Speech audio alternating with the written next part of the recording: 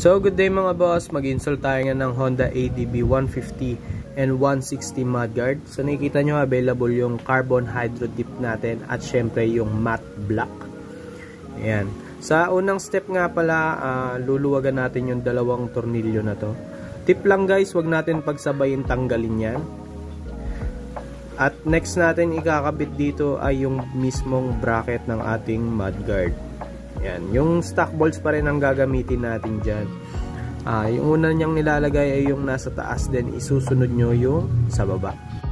Then yan, pag nalagay nyo na yung dalawang stock na bolts, pwede nyo nang higpitan.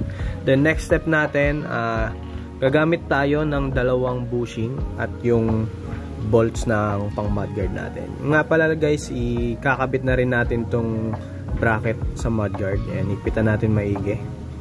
Ikakabit na rin natin yung dalawang reflector nya. Ayan.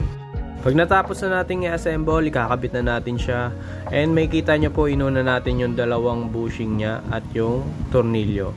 Ang gamit nga po pala natin dyan na tornilyo ay stainless, kaya hindi kakalawangin yan. So ito na yung final look ng ating mudguard.